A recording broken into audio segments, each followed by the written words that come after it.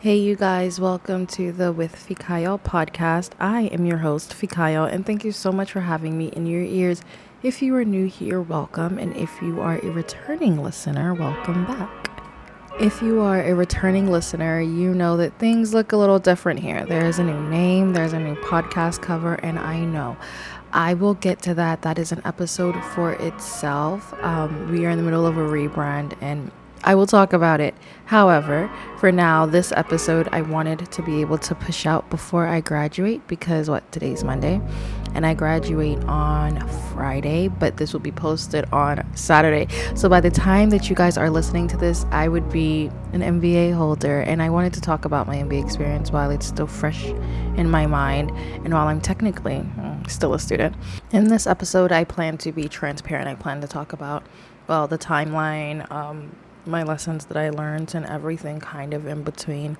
And the main goal for posting this is for everyone, whoever, maybe someone's interested in getting an MBA, or maybe someone is like a nurse and they're just in a field that's not even adjacent to this world at all, and they're just curious as to what's happening here, or someone that just wants to listen on my life, I guess.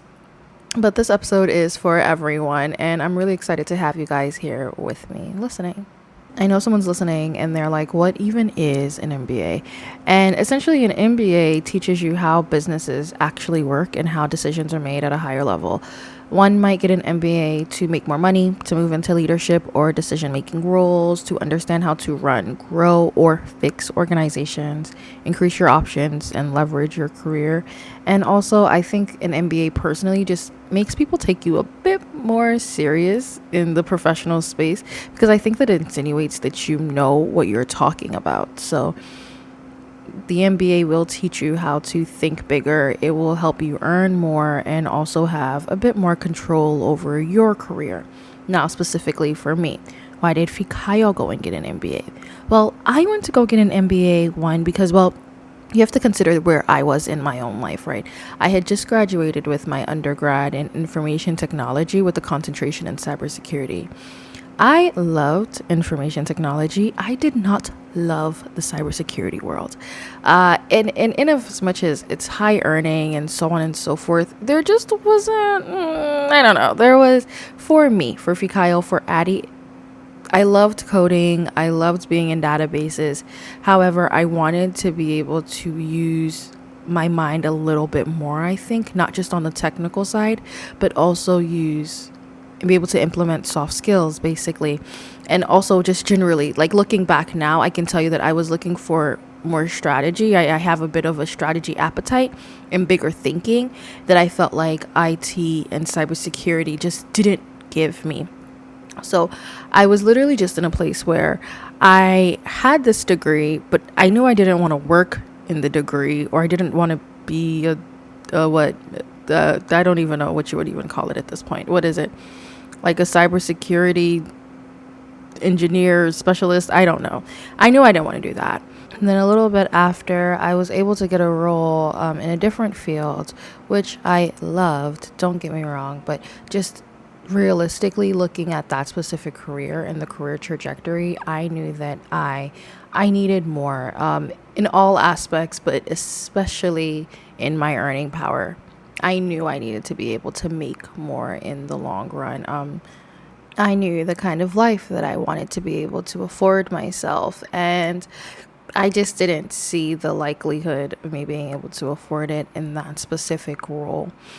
And aside from that as well, not only did I want to be able to increase my earning power, but I also wanted to be able to increase my human capital, which literally means how useful you are in society.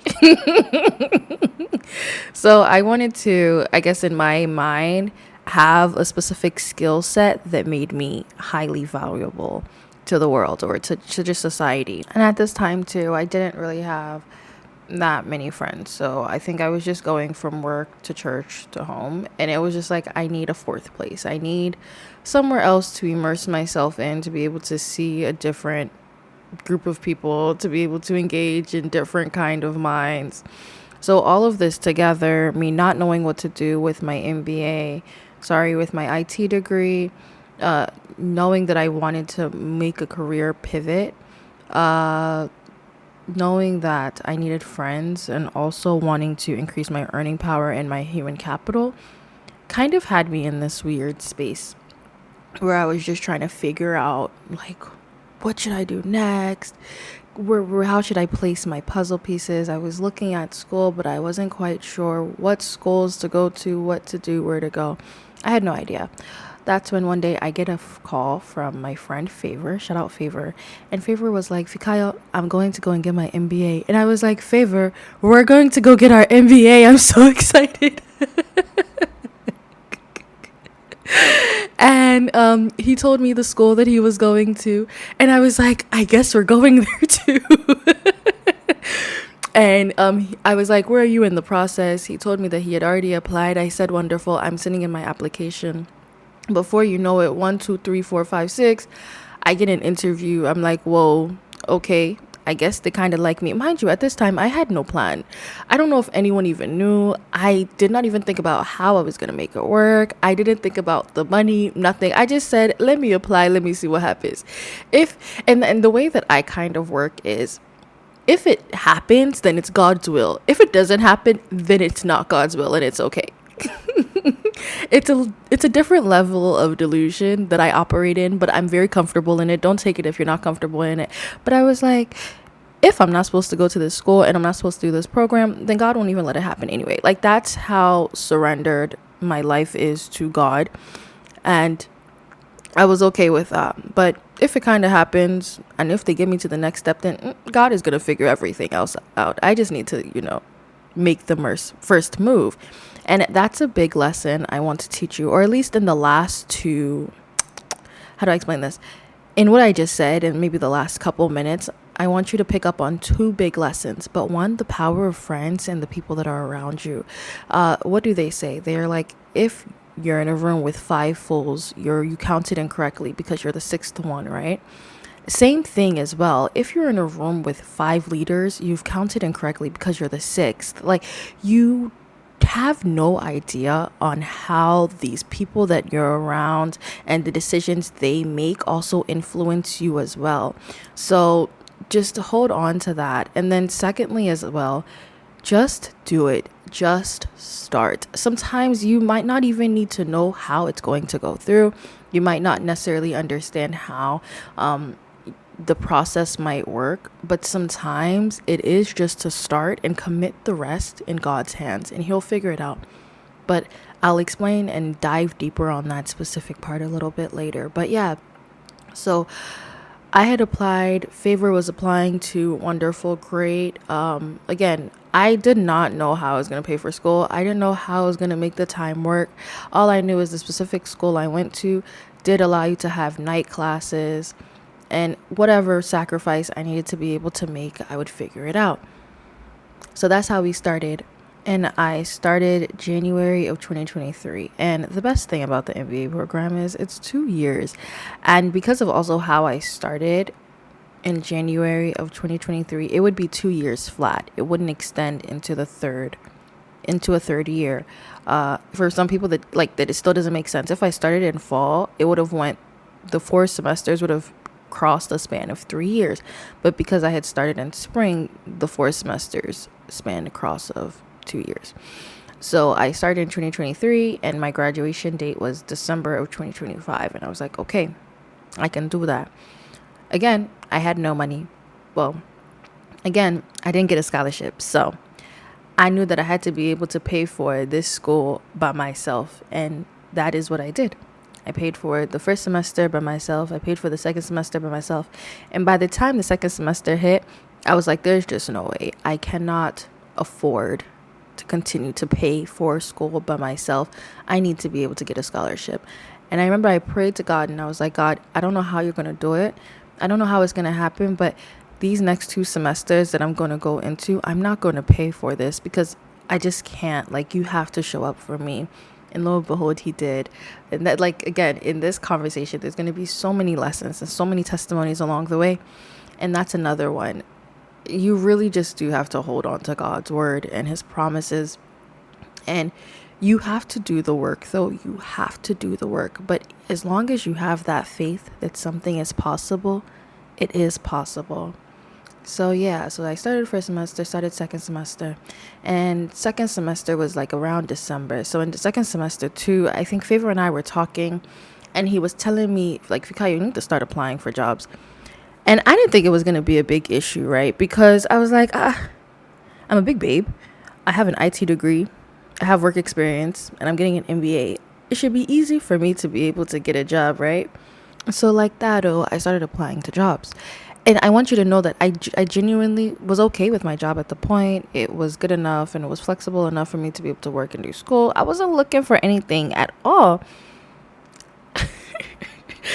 So like play, I just started to apply to jobs just to prove Favor wrong. Like, what do you mean, Favor? I can get a job. Let me tell you something. I did the first, probably in September, I applied to, I'm not even joking, like probably like 200 jobs. Denial. Every single one. Denial. I was like, what's going on? What is going on? And then I was like, no. At some point, I became persistent. I was like, no, I have to get something, because how could I go through all of this work? Mind you, again, I am halfway through, not even halfway at this point, but I'm halfway through my MBA, right? So I'm not necessarily looking for a job. I still have a whole nother year to go in my mind, right? But I'm still applying because I'm like, they should be able to see the potential. Yeah, child, that did not work. And again, how do I explain it? Maybe I explain it now, maybe I explain it later. But it was because, again, I was making a career pivot, right? And a lot of these jobs and the ALS system, is that the right system that we call the what's it called? The AI that's used for these jobs, it wasn't picking me up because they were looking for business analyst. I didn't have the job title of business analyst. So it was ranking my resumes low. So at that point, it was like, okay, I need to re-strategize. I need to figure something out. Because if I'm not getting these jobs now, this is going to be a problem, a very big problem later. So then I had to change course and pivot. And I was like, okay. And I wasn't ready for a full-time job. But I was like, you know what? Let me see if I can get an internship, and they'll be able to see that I'm pivoting with an MBA, or so get an MBA internship. And then I started applying for MBA internship. Okay, so let's bookmark here and talk about what I've talked about from this point on, or at least in timeline, right? So I am in my first year, but in my second semester, and it's probably around September. I'm thinking I have all the time in the world because I don't really need to start applying for jobs up until when I'm about to graduate, right? And I'm in a good job, I'm making enough money, and I'm cushioned well enough to where, and it's also flexible enough to where I'm able to do school, do the podcast, and then also be able to do work. So I'm not necessarily in a rush to leave where I am currently.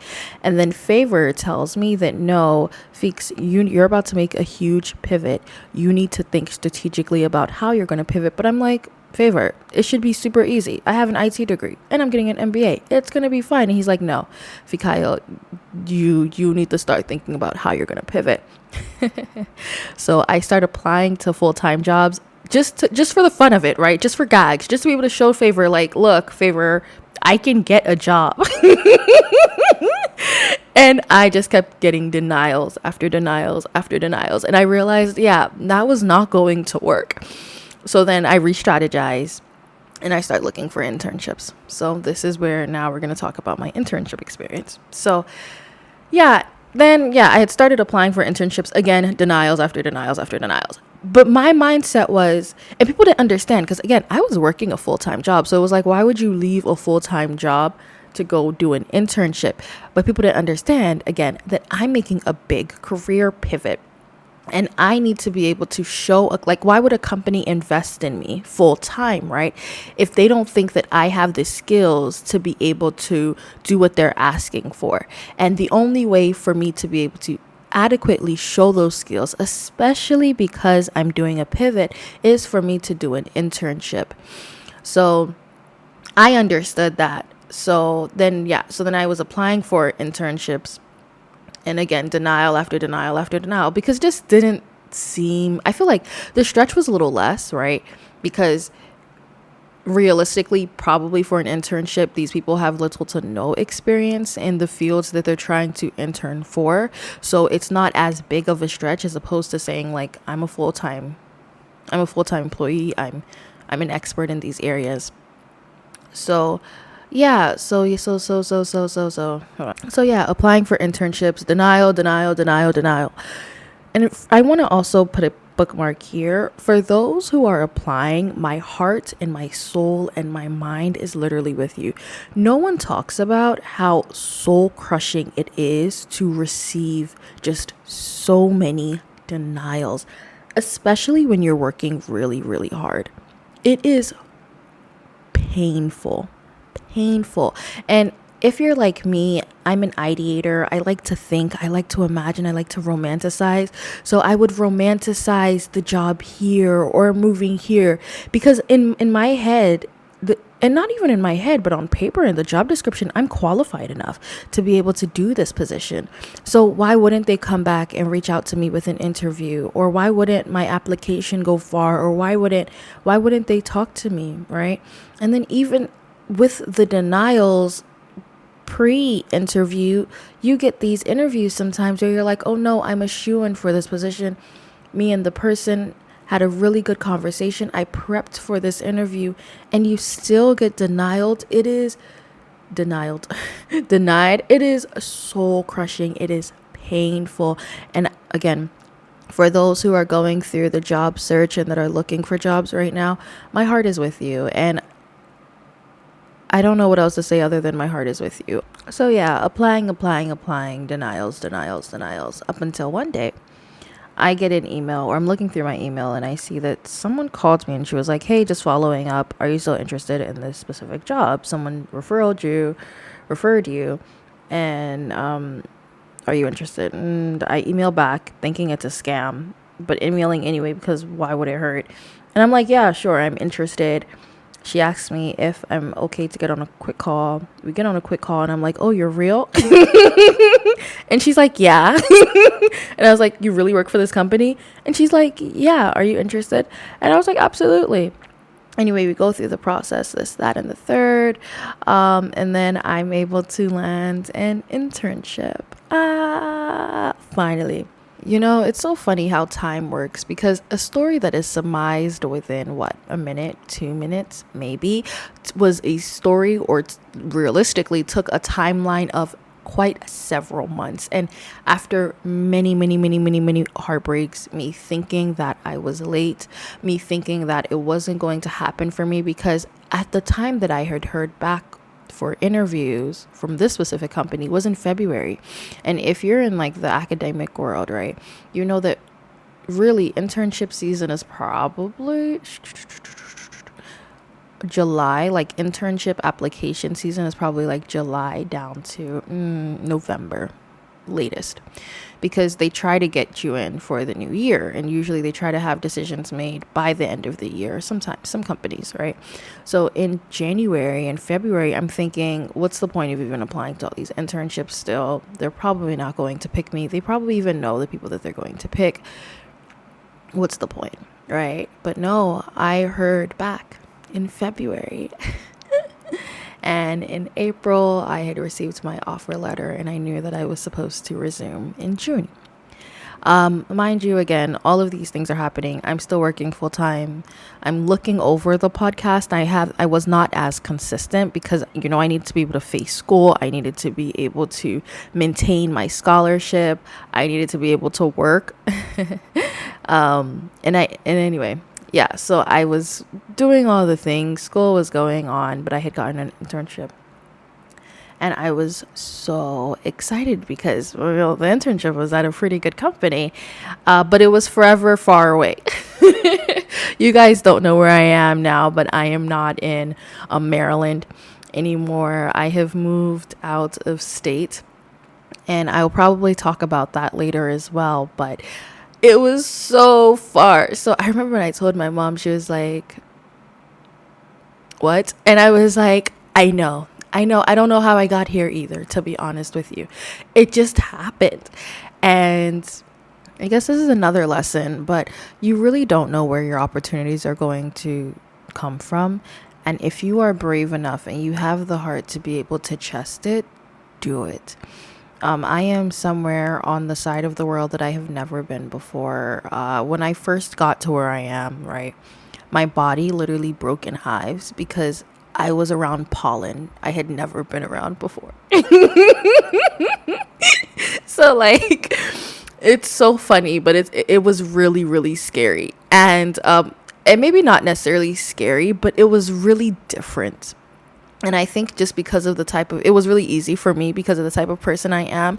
I went out of state for school in Georgia. I've always kind of been able to find my feet, but for some people, I know that that is a skill in of itself. So I'm just also here to encourage you. If there's an opportunity that looks really different from what you're used to, take it anyway. Take it anyway. And see where it goes, especially while you're young, especially as you're not married and you don't have kids, because really what's the worst that can happen? You move back home. And I guess that's what I was telling myself as well. If I move down here and I hate it, I'm just gonna go back to my mom's house. Like, she's she doesn't stress me out. I love being with my parents. I'm gonna be absolutely fine. I'm gonna be perfectly fine.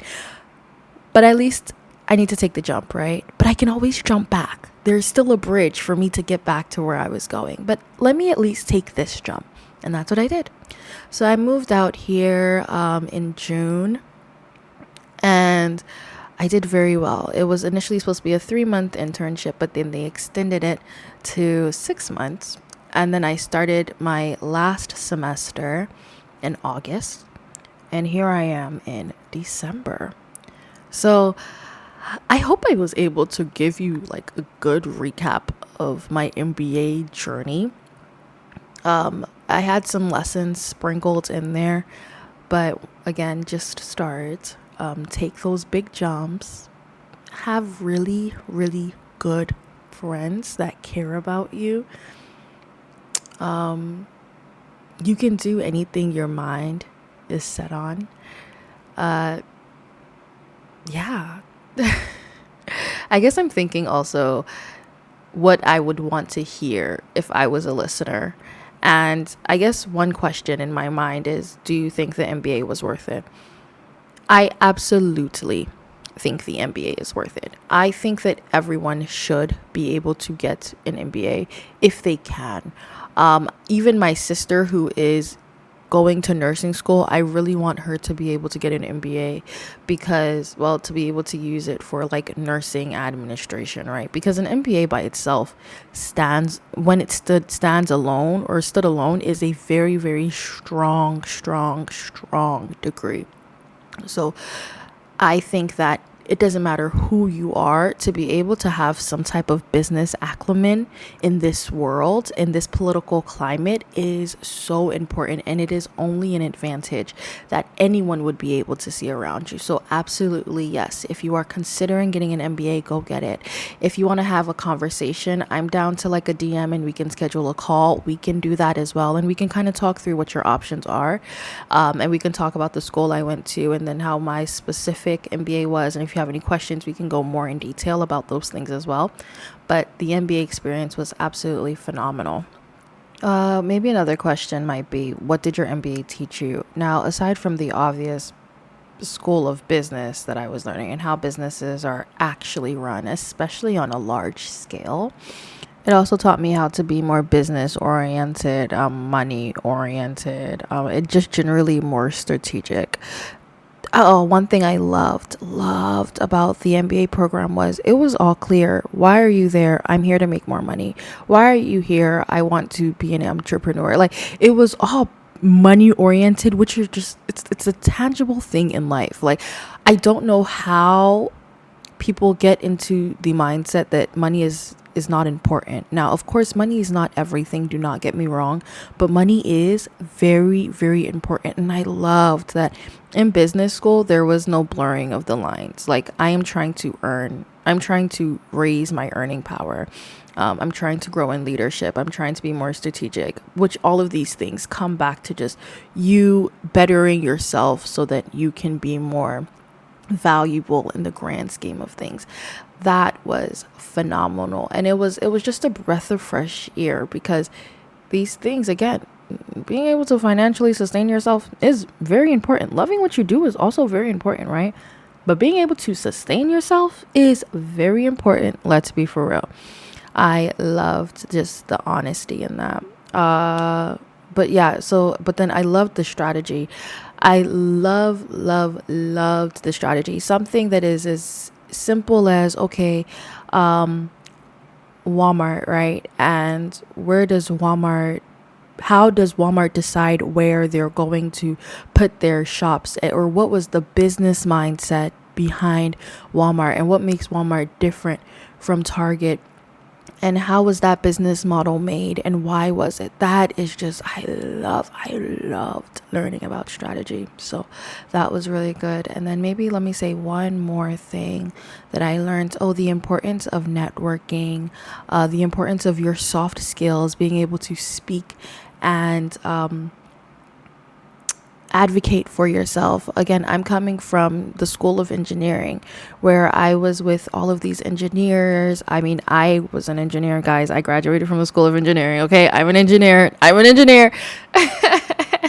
So coming from that space, coming to hear different personalities completely, like literally opposite side of the spectrum, and being able to say, no, it's important for me, or being able to note that, no, it's important for me to be able to stand up and say that this is what I am, and this is who I am, and this is what I want, and fight for that. That was another big thing that MBA school taught me. Okay, so I have a list of questions now. Who is the MBA not for? I think the MBA is not for someone who wants to be a follower, which is fine. And I probably shouldn't say it like that, because it's a bit more harsh than I intend for it to be. But just someone who wants to take the back seat, like that's perfectly okay. Like someone who doesn't really want to have to do much. And people like that actually do exist. So yeah. I don't think that's because when you have an MBA, I think that there's an expectation on your personality and also what you want as well when you sit in a business. So I think that's it. If I'm just being frank, I think that's it. Was it worth the time and the cost? I absolutely think that it was worth the time and the cost. If you can afford it and if you have the time for it, please go. How did it change how you think or make decisions? I can tell you now that I can't even tell you how it has changed me, because it's changed me that deep. I think that pursuing an MBA has fundamentally changed who I am. I am not the same person that I was when I started this MBA. I really can't even remember who that girl is, but it has fundamentally changed me. What doors do I think it has opened? Well, first off, I'm definitely a bit more business oriented now. So I think that now and in the future, I definitely have a bit more of a business mindset, which will be nice to see where this MBA takes me in the future as well. Obviously, my new job is phenomenal. I love it so much. I love it so much. I've made good friends here as well. And I've made good friends. What doors stayed closed? I don't know what that means. What would you do it again knowing what I know now? Absolutely, 10 times over. That was the best experience of my life. The last 2 years, I've learned a lot, but it was phenomenal. I'm so thankful that I had that experience. And what advice would you give someone who is considering an MBA right now? I say do it. Do it now. Do it tomorrow. Just make sure you get it done. And especially if you are young and you do not have any kids, and if you're not married, what else are you doing with your time? To be frank, to be honest, you might as well just get it done. Like, even if you don't even see yourself doing it, it literally is 2 years. That time is going to go by anyway. And before you know it, you're going to be talking about graduating like I am. So enjoy yourself and do it. Just do it. And if you do it, let me know and I will be at your graduation party celebrating with you. I promise. But yeah, I think that's all for the core episodes. I really want to talk more, so I might talk more after I do the outro. Yeah. But I really appreciate all of your ears, whether you know it or not. You even just listening to this podcast is is just a huge show of support for me. This podcast is my baby. It is my life project, and it's what I plan on doing forever. And for you to be listening just puts a little token in my bucket to show me that I am doing the right thing and that there is a need for this podcast on this earth. And I appreciate it. I do not take your time listening, or your click, or your comment, or your star, or your subscribe, or your like. I do not take any of it lightly at all. I appreciate all of you so much. And also to the people who have been listening to this podcast from the beginning.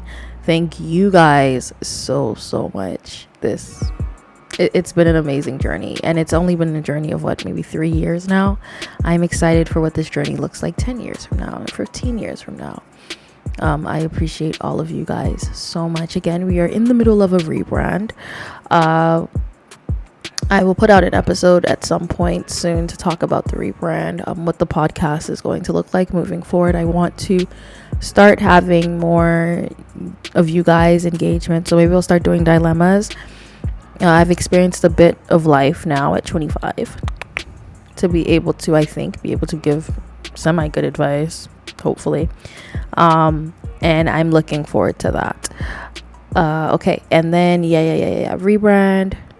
Okay, and so thank you so much for listening to With Fikayo. Follow the Instagram. It's With Fikayo on Instagram, and then you can follow me on Instagram, Fikayo at 2 eyes. And you guys, I think that's all for me. I love you guys so much. Goodbye. Okay, so I did tell you guys that I was going to talk after this, and I just want to yap. I think I'm just in that feel. Today is currently Sunday. I told you guys that it was Monday, but I don't know why I said Monday, but I said Monday. But today is actually currently Sunday. It is 11:51 p.m. I leave where I am now to go back to Maryland Tuesday, 5 a.m. So really in my head, it's really like I leave tomorrow night. And I have not packed. I haven't done anything. And I was supposed to pack today, but they had a Christmas carol today at church.